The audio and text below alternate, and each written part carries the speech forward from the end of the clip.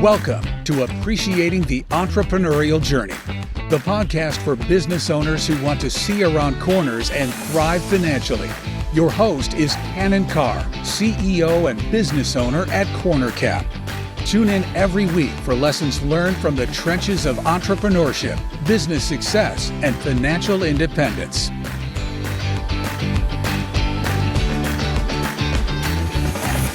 Hi, everyone. Thanks for joining us. We have a phenomenal podcast today. We get to hear from one of Atlanta's leading entrepreneurs, reflect a bit on his career and its incredible lessons. Our guest is Dave Moody. He's founder and CEO of C.D. Moody Construction based here in Atlanta.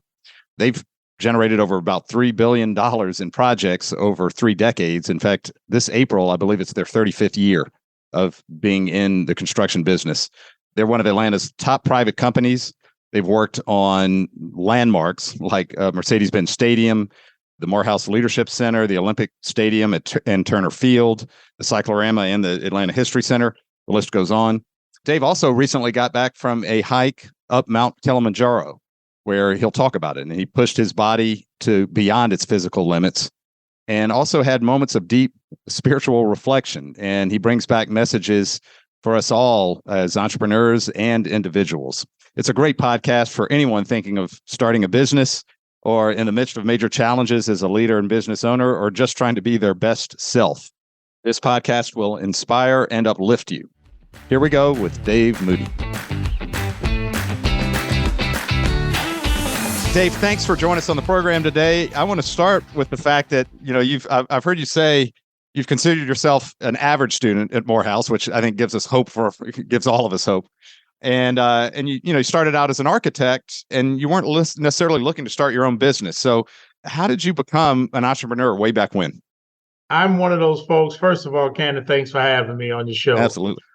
I'm one of those folks who basically fell into it, didn't have a choice, started my career with Bechtel, one of the largest privately owned engineering construction companies in the world. Started off in nuclear power, working as an architect. Took a field assignment because my daddy said, wherever they want you to go, go. That way you always got a job.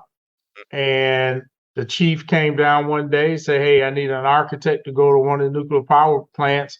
So I raised my hand and off I went. And there I fell in love with construction. And I realized, and you got to remember back in 1981, there was no desktop computers or CAD. So we actually had to draw all day. So when I went to the job site, I said, you know what? I love the action, the noise, the tempo. I really don't want to just sit and draw all day. This fits my personality better. So I made a pivot from architecture to construction. And I always tell people, often we tell people to chase their passion. My passion was architecture, but you also got to know what you're good at doing. So I made a pivot. So anyway, fast forward, 1983, my wife and I moved back to Atlanta, where I went to Morehouse College, and I went to Howard University for architecture school after Morehouse. But I moved here to work for a small company, and that company went bankrupt after 2 months after we came here. So I didn't know it was 2 months. So literally right when you moved down here, 2 months. All right. It goes bankrupt. He wasn't paying his payroll taxes. And people underestimate entrepreneurship, often underestimate the importance of paying taxes. Do not play with Uncle Sam because he's going to get his money. If there's any key advice today, that's going to be one of them, right? Yeah, do not play with the uncle. So anyway, I started working for small companies for the next 4 years. And then finally, my wife and I said, you know what? We're broke. What the heck? Opportunity came up, borrowed a couple of $1,000s from a bank. We didn't have much, and got my first contract with Bellamy Brothers building the bridge at Underground Atlanta. And our portion of that was a joint venture. We made about $10,000, $15,000. And from there, I incorporated C.D. Moody Construction Company, 1988, April 7th. And my first contract was $88,000. Right. That got you started. It was you. I think your brother was helping you a little bit on the CPA front, right, Carla? Yeah. I mean, how big was the team? At that early start. I was the project manager, superintendent, and estimator in the beginning. My brother had his own business. I mean, worked for somebody, but he did my accounting because he's a CPA. My wife did some work in the beginning. Then I hired a couple of people just basically for the project, and then we subbed out the work. We did auger cast piles and concrete. Our first contract, Burkle was my first sub, and I learned pretty quick how much I didn't know about entrepreneurship. That's what I wanted to ask. I mean, it sounded like you had field expertise now, right? And you knew all the technical things, but did you know what you were doing as a business owner and developer? No, that's the one thing that being an entrepreneur, nobody prepares you for is how much you don't know. Because I had never been a president. Some people might go high up in a company, so they get a chance to see a lot of things. But most of us who become entrepreneurs, we might have the skill of the trade the business we're in, but man, we have no idea about HR, financing. I tell people being an entrepreneur, once you get employed, is like running an adult daycare center. So, it's just all those other pieces and making payroll. People really underestimate the responsibility of making payroll every week or every 2 weeks or however often you pay folks. So when, if we do fast forward to that moment where you said in a way, all right, I've got this, right? There are many things I don't know, and we can go back and look a little bit and say, what were those key things you had to learn in more detail? But at what point did you get to that point where you said, hey, I've got this, I've got a business, I'm an entrepreneur, I'm going to make payroll? How long did that take? It probably took 6 years, 6-7 years. Actually, for me, is when we got the Olympic Stadium and completed that. That's when I said, you know what, this might really work. But as most entrepreneurs, you don't start off with enough money. So you're always, you eat what you kill too. So you're always scrambling. You don't even realize sometimes how tight things are because you're just always grinding. But when you stop and look back and breathe and exhale, you kind of realize it was a lot of years before you got comfortable that this might work. Well, and how did you manage that point where you had to make those personal family sacrifices versus the business, funding the business, right? I mean, there's a constant, almost impossible balance in those early years. The one thing I think I did really well, and that's probably why I didn't get super big for a lot of years. When I say super big, I managed my growth because I wanted to be a really good father and a good husband. That was, I went to all my kids' stuff. I coached stuff. The one thing I made sure of, I never let my business keep me from being a good father and a good husband, because I never wanted my wife or my kids to say, you put everything into that business and didn't give us much time. So I made that clear that I worked a lot, but I work at home or whatever. I always make sure I was home for dinner. And like I said, I coach soccer, basketball, different stuff. But I think we have to be careful that we don't allow ourselves to use entrepreneurship as an excuse not to make sure we're finding balance. Well, incredible insight. And so a lot of entrepreneurs learn that the hard way. It sounds like you learned other things the hard way, but at least you had that one as like a North Star initially. So as you think about the business, and this is often a question I'll ask later in the program, but we'll go and jump into it now. The concept of the end game, what does success ultimately look like? What was it initially? And it was probably just survival, but over time, you went through various stages, right? And so how did that definition of success and how you measured it evolve? That is a great question, because I did a post not long ago saying success changes with age. Success in the beginning was just survival. Then it was growing. Then, in fact, April 7th will be 35 years I've been in business. Yeah, congratulations. Thank you. Then you got to be careful of getting what I call playing prevent defense, where you're focused on, at least for me, you don't want to screw it up. You don't want to mess up. So you kind of stop being as aggressive and trying to scale and grow. You're just trying to maintain. Then you reach a point where you start thinking about the next generation. Will you sell? Who will be the next group? Then you reach a point, as I have now, I got some good younger folks who I'm grooming, but I've also gotten to the point where I'll know when it's time, everything will be in place. And I learned that hiking Mount Kilimanjaro. Hmm. Well, and we'll come back to that one. I know that hike. It's you've had several events in your life that have been Right, transformative, and you've done an amazing job of consciously learning from those and then sharing. What you right. learn. I always Thank appreciate you. that, and we need to definitely come back to Kilimanjaro. But interesting. So you walk through those journeys, that journey of how definition of success changed. Some people say, "Hey, maintaining is good enough," and that lets me retire comfortably. But you're saying no, that's not quite enough because you want it to continue on, right, beyond you. Yeah, yeah. If it's in God's plan for it to happen. I mean, I'm setting it up that way, Hmm. but and I'll just tell you this, one of the things I learned in Kilimanjaro when I was hiking Kilimanjaro, the first 4 days, every morning we get up at 6, have breakfast at 7, and start hiking by 7:30. And they would tell us how far we were going and elevation and point. And if you're going anywhere from 7 to 10 miles with a 2 to 3,000 feet elevation, that distance can look really, really far. Hmm. So what I found, I was always looking at the end. And then finally on about day 5, I said out of 8, I said, wait a minute. I said, I'm not going to look more than 20 feet in front of me because I'll get there when I get there Wow. and Okay. enjoy the view. And then it kind of hit me. I said, really, the end on the journey is death. So why be such a rush for the end? So what I'm saying is I learned is we should plan. Don't get me wrong. We should, plan and prepare. But sometimes we're so busy looking at the end that we miss everything in the middle. And sometimes Hmm. it's just better have an end goal, but just kind of enjoy the steps that go with it.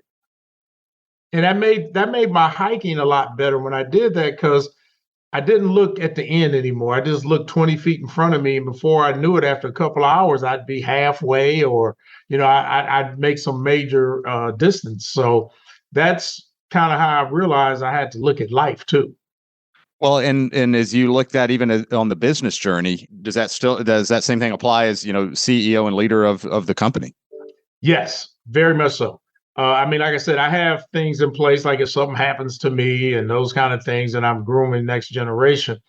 But the other thing, I feel I'm a young 67. Hmm. I'll be 67 in May.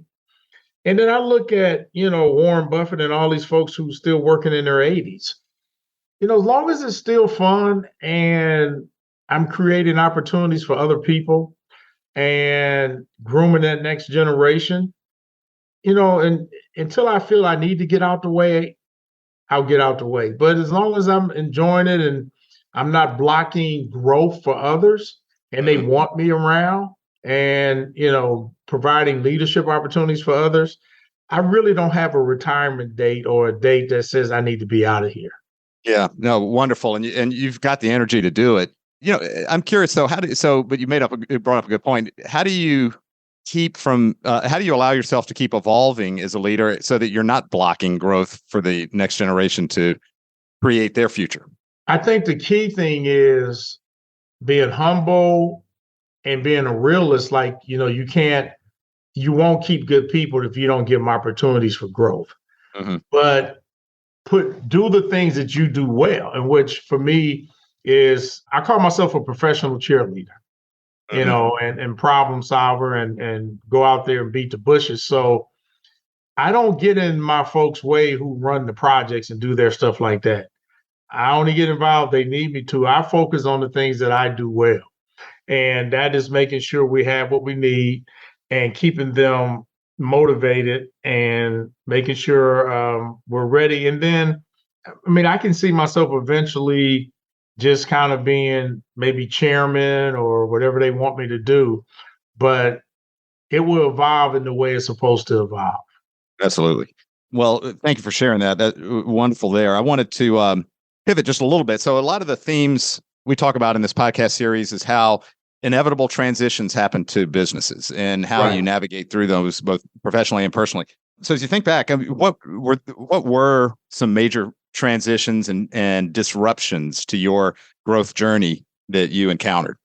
Oh gosh. Well, I had a real major one, but I think the first one really is just starting a business with not enough funds. So you're always just hoping you can make it the next year, hoping you can make it. Like I always laugh, people back in the day say you should do a business plan. I did all that. But when you're an entrepreneur struggling, a business plan ain't worth the paper it's written on because it's changing every day and you're just trying to survive. So I don't think I've done a business plan. Now I have projections, but as far as that detailed plan and stuff, man, I don't believe in all that because when you're an entrepreneur making payroll, you don't keep it's just changing every day. Yeah. But the real major one was, I'm a survivor of childhood sexual abuse. Yep. And in 1992, my wife found out someone close to her had been sexually abused, and I had planned on dying with my secret, and I just blurted it out. So I was triggered to saying it. I wasn't prepared, and I actually thought everything was okay. And then within a couple of months, I started having panic attacks, which I had never had. And then within 4 months after, I had a complete nervous breakdown, but I couldn't tell anybody. I had to suffer in silence because I was afraid people would not want to do business with me. They'd be, the whole, back in 92, nobody talked about panic attacks, anxiety. You were looked at as weak or whatever. So I just basically suffered in silence.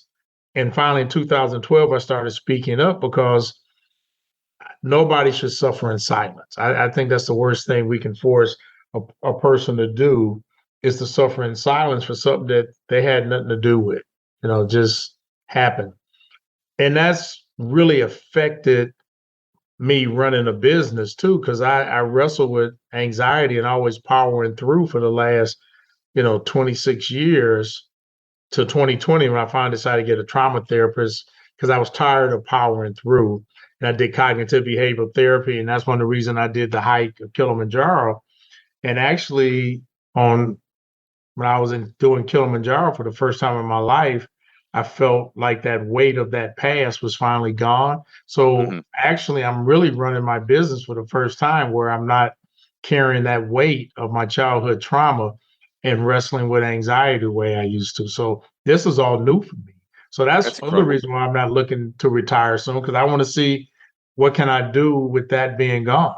Without that secret and that burden. And thank you for sharing that. And I know you've actually been very open with people to it's a gift to the community. Right. I know you've gone on the speaker circuit and you've done fundraisers around it and you've helped others who've had that trauma learn to uncover it, share it, deal with it. And it's so powerful. As I, for the purpose of this podcast, as business owners who are carrying some kind of burden that's tough to share, whatever it might be, that's personal, first of all, how do you fake it? How were you able to navigate and grow a business? And as you said, deal with all those changes and those stresses and still carry this anxiety internally. How do you even succeed?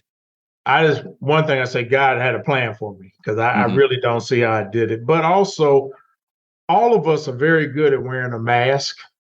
And especially if you're responsible for your family and people who are working for you, when you don't have a choice, you got to keep going. You learn to power through, and I've been powering through since I was a child. But that's not healthy either because your body wears down, you wear down. And that's why I speak up, because one thing I've learned, self-care and performance go hand in hand. If you really have great self-care, your performance will really be at a high level.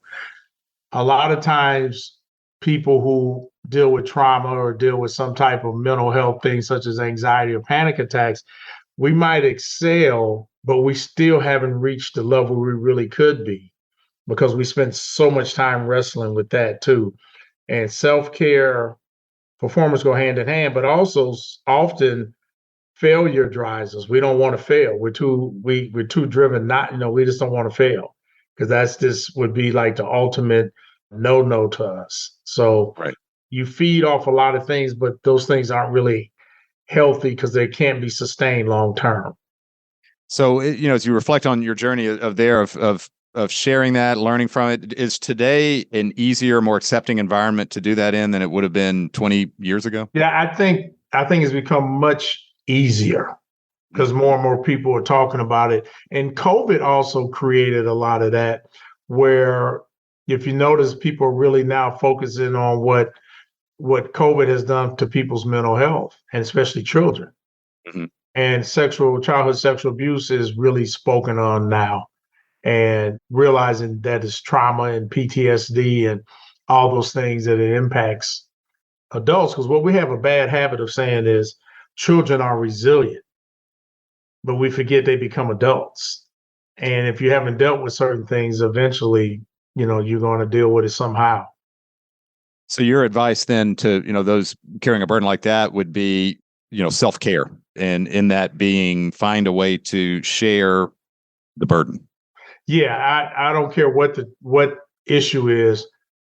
Self-care is so critical, and we got to, we have a bad habit. If somebody has a therapist, we think they're weak. Mm-hmm. And we got, people are therapists and trained, just like we're trained in what we do for that, for the reason they're trained to be, to help people. So one of the other reasons I speak up, so especially with men, not to be ashamed to get therapy.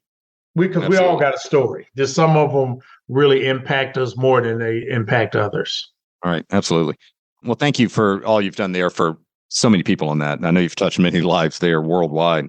So, it's another kind of theme of this podcast series is just exploring with entrepreneurs about that concept of financial freedom and ultimately how you got there. And, right. At what point in the business, so you said after about 6 or 7 years, you finally said, all right, I've got this business seems to be working. At what point did you finally feel like you had some financial flexibility from it too? And what helped unlock that? I would say probably 20 years in. I started, Mm-hmm. We had some really good projects go extremely well. And I made sure I started investing in stocks and stuff early. And I've always my dad taught me something very early, always live beneath your means. So I've always, my wife and I've always lived beneath our means. And we always made sure as time went on, we just start building a cushion. And, we're able to pay for our kids to go to college with no debt and those kind of things. So we sacrificed making sure we didn't have a crazy lifestyle, when I say material lifestyle.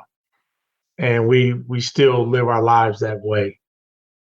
Well, very powerful. I mean, one of the concepts we often talk about with business owners is the concept of liquidity. There's the Hollywood entrepreneur that goes into the basement, builds, a big successful concept business. It's high growth, and the payoff is when it goes public or something. But for most entrepreneurs, that's not the journey, right? And you called it a cushion. We call it liquidity. I mean, it brings you options, and that's kind of what you were highlighting here, having those options. Right. But it takes a really long time.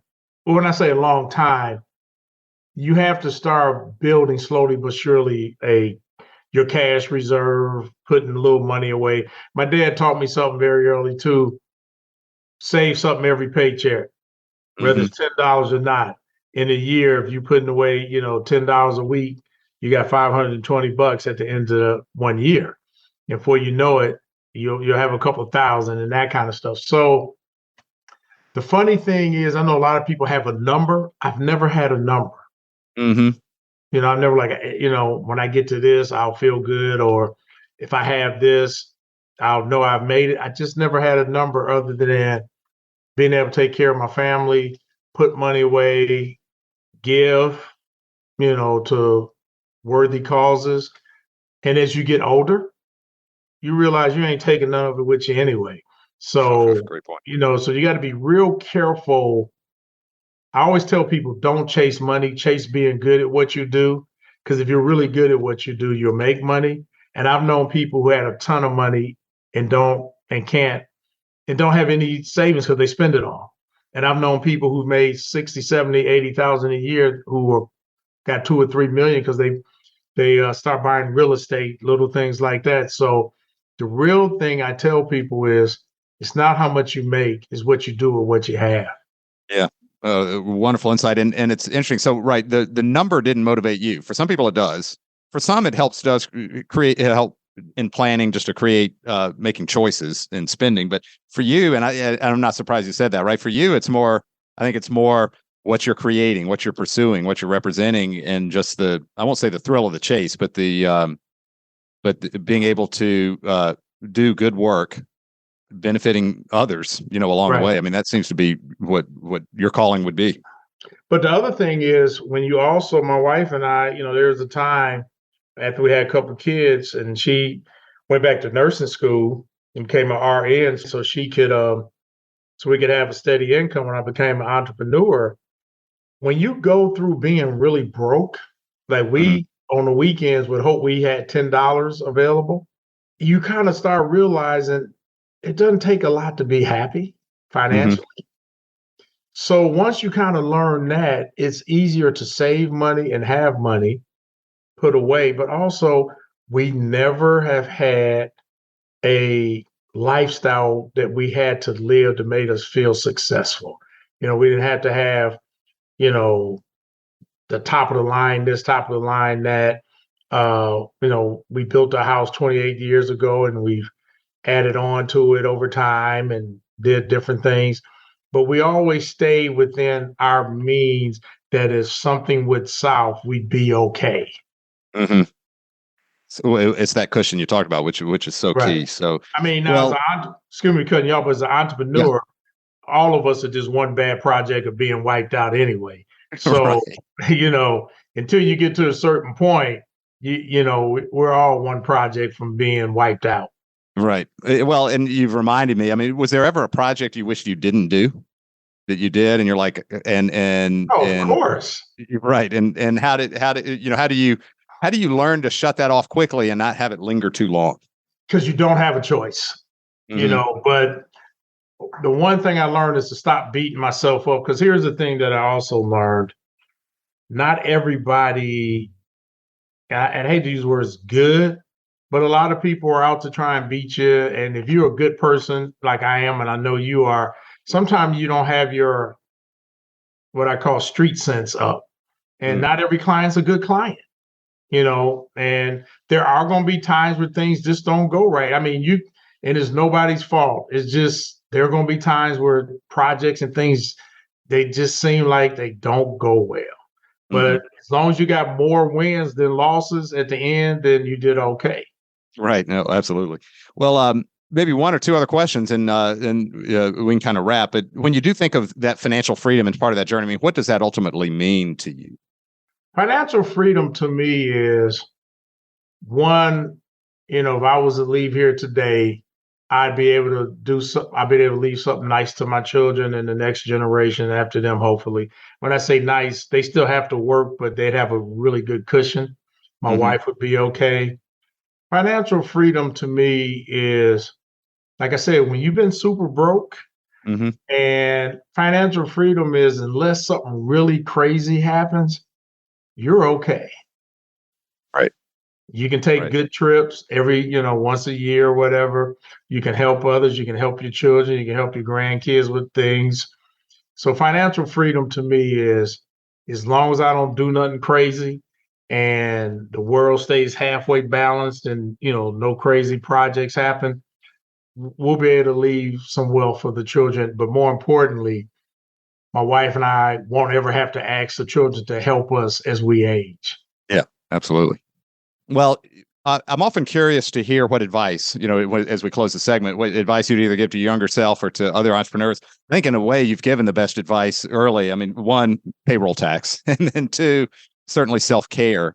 And I don't know if you'd want to add anything to that because you've already given that. When I think of you, actually, the word that comes to mind is hope. I mean, you've always got a great message of hope and it inspires so many people. Is there any advice you would add to what you've already kind of expanded on? Don't ever chase anything for money. Don't chase a career. Think, oh, I can make a lot of money, do this. Go into a business that you really know the product, you want to enjoy it, because entrepreneurship is not easy.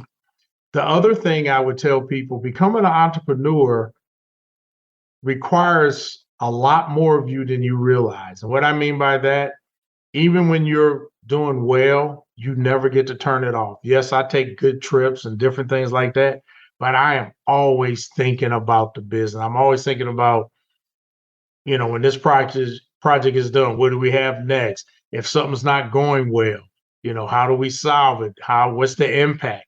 So as an entrepreneur, your team can go home and pretty much go to bed and not worry about it. you're the person who never gets to turn it off, especially making payroll. I Right. mean, the one thing I'm proud of in 35 years, I've never missed a payroll, never been late. That means more to me than any project I've ever done, now that I've had a chance to realize how important that is and the wear and tear that puts on you. That's amazing. That means if you're paying monthly or We pay every weekly, week for our hourly folks and every 2 weeks for salary folks. that's a lot of payrolls and never missed one. Really amazing. Or been late. Well, and and I remember back to your word self-care, being able to take a break sounds like part of that self-care, right? Because you always are thinking, but I think you're saying it is important to still be able to take a break and turn the mind off for a little bit. Yeah, and also physical fitness is very, very important. And the one part that I think is important for me has been my faith too. Mm-hmm. My faith has played an incredible role. I'm not somebody who's gonna beat you upside the head with the Bible. I don't talk about it like that.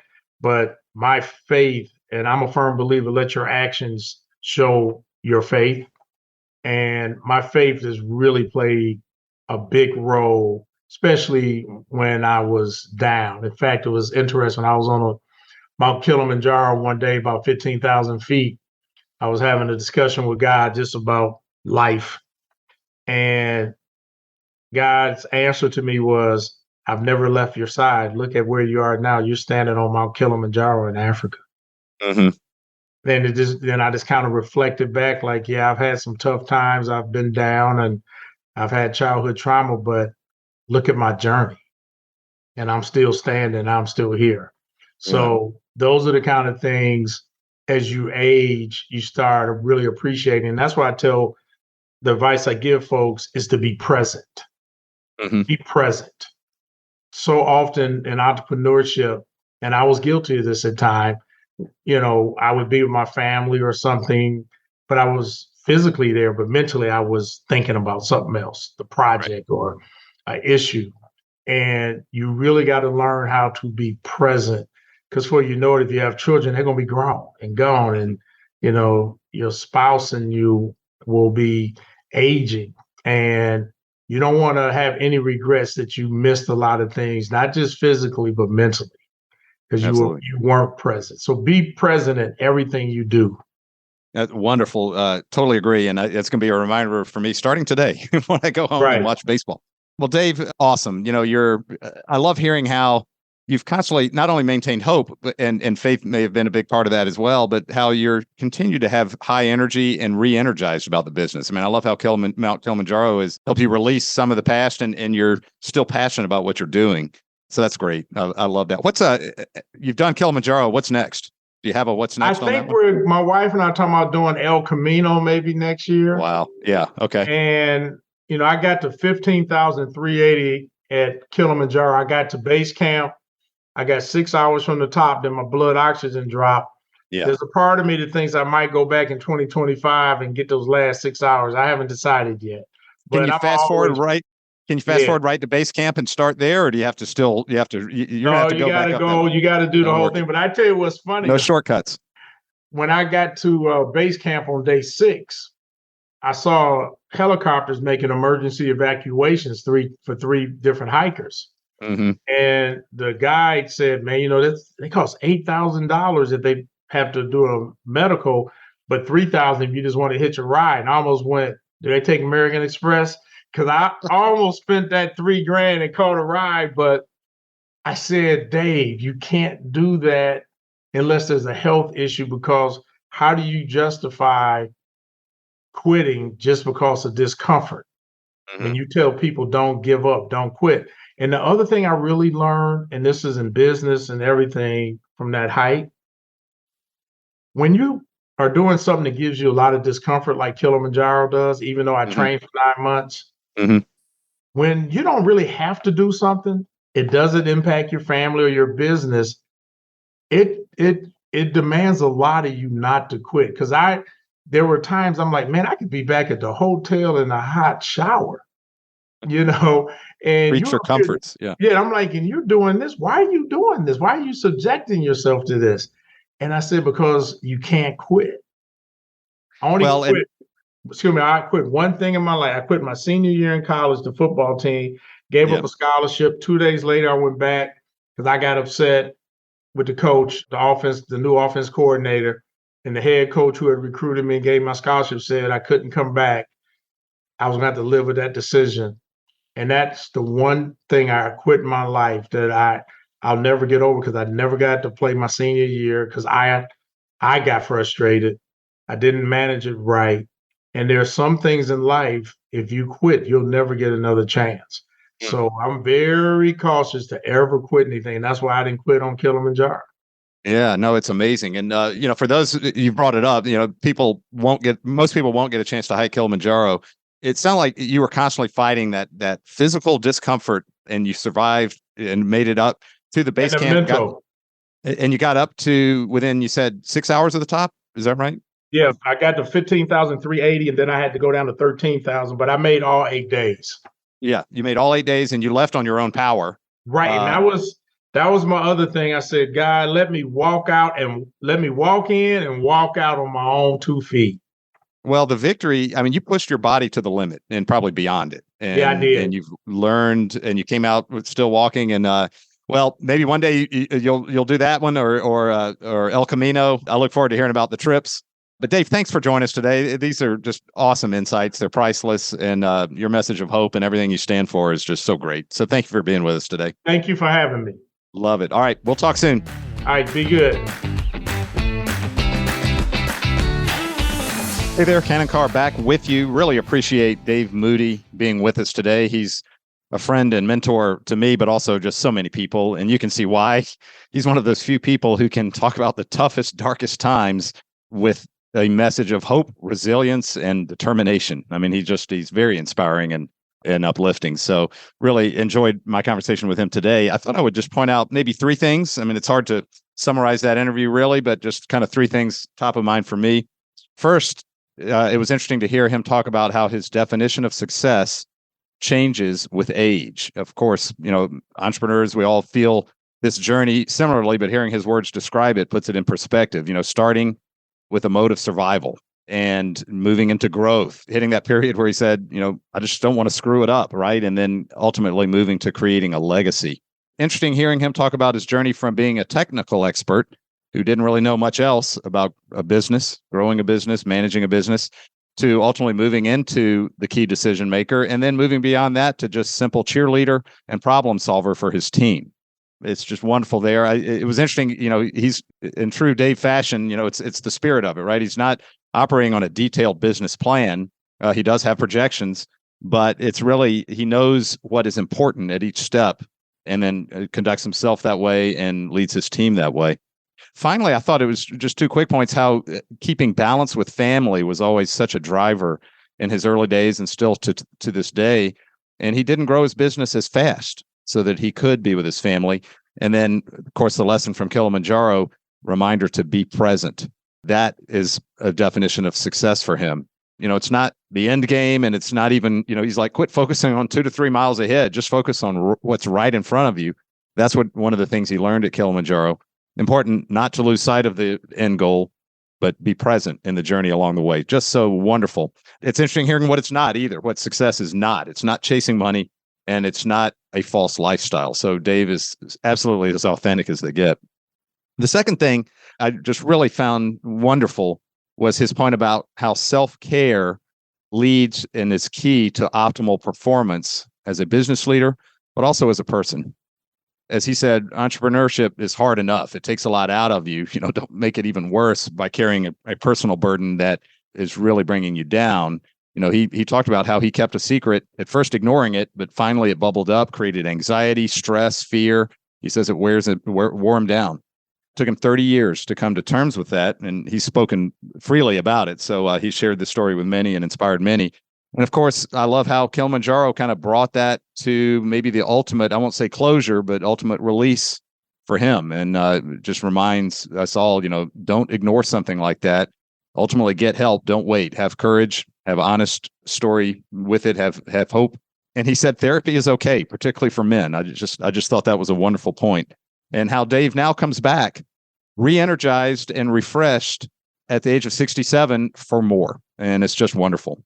The third thing to just kind of highlight was the discussion around financial freedom. In his own words, how he said, it took 6 to 7 years for him to feel that the business would really start to survive and start to click. And it was really 20 years before he felt financial independence from it.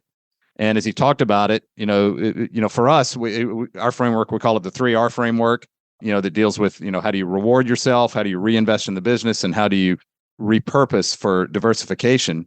You could see how that was kind of, in his own words, how he guided his own growth as an entrepreneur. Always talking about living within his means, spending at a reasonable level, creating that cushion and starting early, and started investing in stocks to diversify and create some extra cash reserve as well. He said it's not magic. It takes time and it takes deliberate effort. And that's so true, but it can lead to success and lead to those, when those inevitable transitions are forced on you. If you're doing it right, you create that cushion for options, and those options are what allow you to pivot and survive as a business owner, and also personally as a household. So I could go on. There's so much there. I'm going to go back and listen to it again, probably 3 or 4 more times after that. So thanks for joining us, and hope you join us on the next one. Thank you for listening to today's episode. Do you want to learn more about exit strategies for business owners? Visit cornercappodcast.com for a free copy of our ebook with everything you need to know to make a smooth transition out of your business. Tune back in next week for another episode.